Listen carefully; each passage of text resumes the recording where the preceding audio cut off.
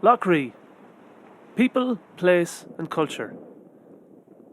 This project has been funded by the Heritage Fund 2022 from Waterways Ireland. In this video, we hope to present you with a snapshot of island life, focusing on Inchmore Island, the largest island on Lough Ree. We'll be talking with someone who was born on Inchmore Island itself, and we will be playing some music at a spot once known as a hub of island life.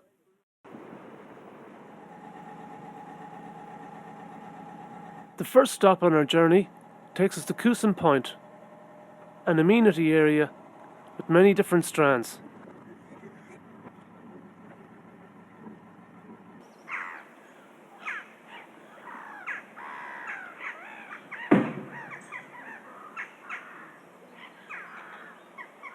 Cusheen Point is now home to a recently completed Ornalai lifeboat station, home of the rescue boat the Tara Scoogall.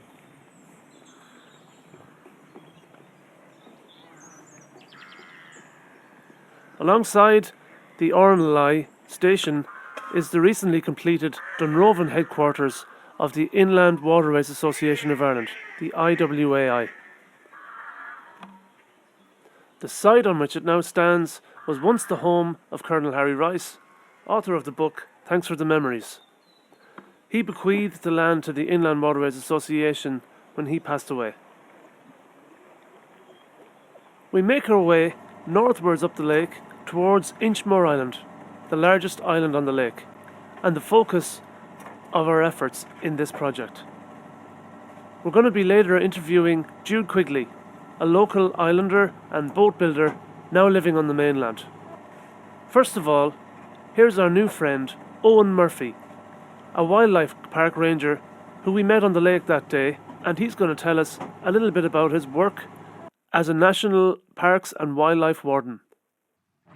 Yeah, my name is Owen Murphy. I'm currently working as Warden for Lough Ree and the mid-Shannon Callows with the National Parks and Wildlife Service. So I'm out in the lake today doing some surveying of migratory and wintering water birds that are just starting to arrive back in the lake. I do some work with the Curlew Conservation Programme, which has been running since 2017. Lough Ree would be the area of the country with the largest population of breeding curlew. We would have approximately 16 pairs, which is very strong considering that the national breeding population is only thought to be between 120 and 130 pairs. I can't unfortunately say that I've noticed an increase in numbers, but we haven't had a huge decline in numbers on Lough Ree. A lot of the reason for that is that they're breeding on the islands. So if we can keep the islands secure, keep the habitat in place on the islands, and also ensure that there's no predators on the islands. These places obviously Leave No Trace is a big campaign at the minute, so if you are visiting some of the islands, that we leave nothing behind us, we bring away everything that we brought out. Basic tips like that. During the breeding season from say mid-March to July, it's very important that when we're visiting any of the islands or the shorelines around Lough Ree that we're conscious of breeding birds. Birds will be sitting on eggs at that time of the year, and during incubation they're susceptible to disturbance. So that if we are in an area and we see birds flying out maybe from long grass or along a shoreline, that there's a possibility to have a nest there and maybe that we could move on somewhere else.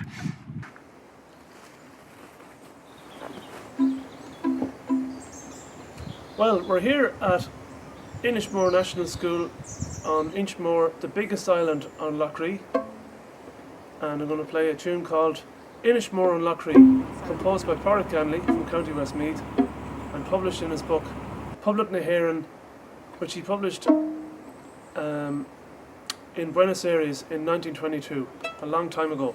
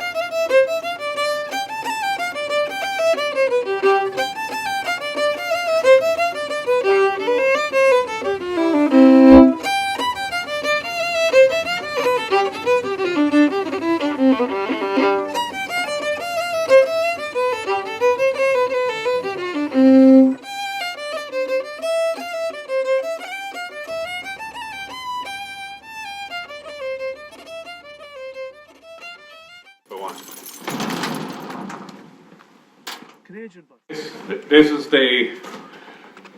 based on the wooden clinker built boat that we used in the 60s and 70s.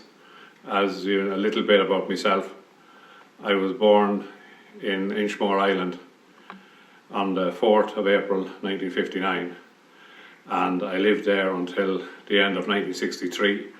So we remember living in the thatched house overlooking the east side of Inchmore, which is based on the east/south side of Inchmore Island now. My mother moved up there in 1955. She met my dad and moved up there, and she hated the time when she had to move out in 1963. And she was from Longford. So it was a big change for her. So these were the actual boats available at that time. Was a wooden clinker built, 17 foot, the same length as this. It was mostly sail, and the sail was in a hole here in this seat, and it went down to the floor. There were wooden floorboards, and there was a hole in that board, so your sail went down. There was a piece on the front here, a short piece, and the main piece was back here, and it was controlled from the man back here. Now, you asked a question earlier on. Why were these 17-foot boats so popular? Now, what they actually suit Westmeath or suit Lough Ree, because on a rough day, the waves in Lough Ree can get very close together. Now, sometimes the 19-foot boat, you get wetter in a 19-foot boat than you will in a 17-foot. Now, the model of this boat is a Quigley boat. It's known as the Quigley boat. It's a 17-foot. It has varied a little bit over the years, but not an awful lot. These boats are basically started off sailing. The first engine was a little 4 horsepower, and then it gradually started getting bigger and bigger and bigger. And then this is the breastplate up here. This is something, it looks good, but it's very, very difficult to do, and it can drive you mad. You could do it in 20 minutes, or it could take you 20 hours. It depends on how it fits, because the angles, you have to get the angles right. And this is our trademark little point, which is basically was on the wooden boats for the last 50 or 100 years. So on the old wooden boats it was all timber, and if you didn't look after it and paint it every year, it'll be rotten in no time.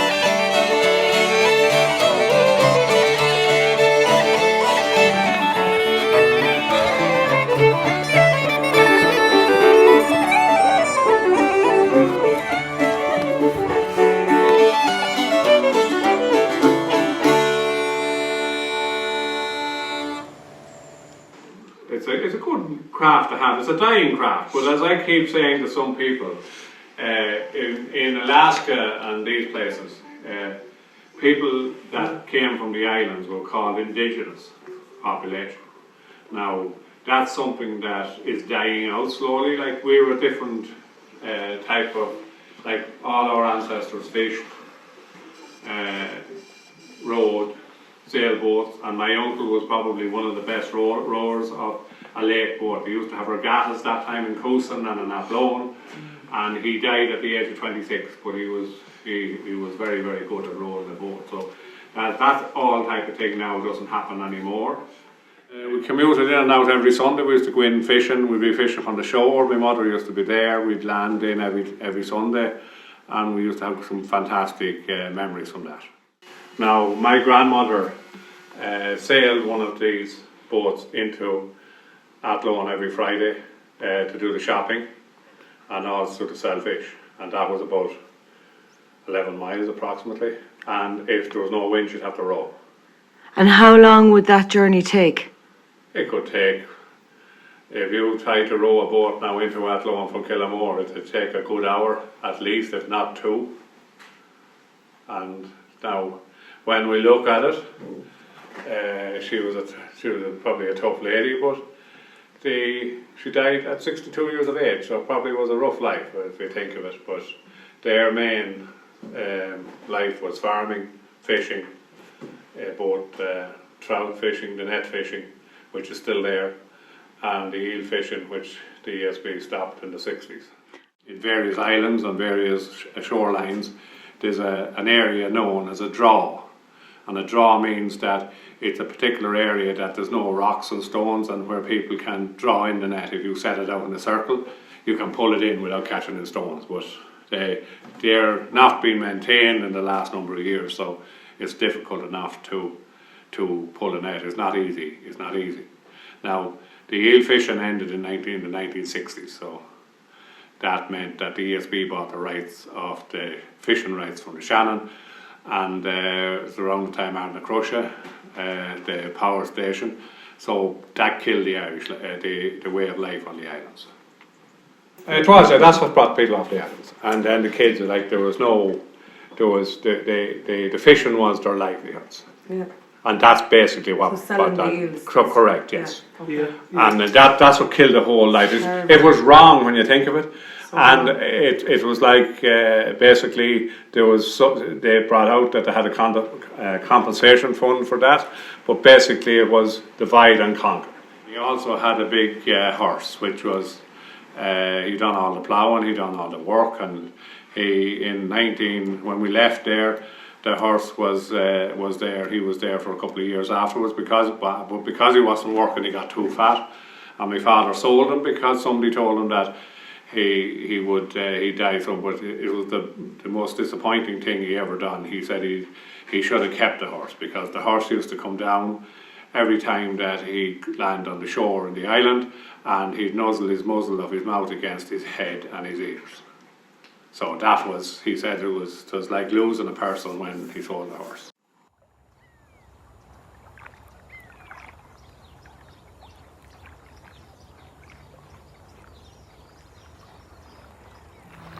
I opened the door of my old boat to let in the learnings of life.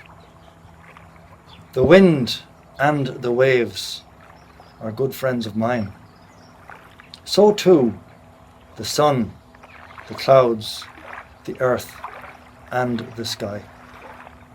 Travelling on the water, fresh clean air fills my soul as I feel safe, content in the bosom of nature. On the horizon lie grey and green shores. Rocks and woodlands touch the sky as two swans float past and ducks fly. In the distance, wild goats graze. They sweep slowly across the mystic islands. A single boatman in a simple craft fishes in silence, casting his line content. He thinks about nothing of significance and listens to the lonely call of the curlew. Such are the joys of being here, of allowing the spirit to be free, close to nature, peaceful and at ease, resting in the beauty of this majestic lake.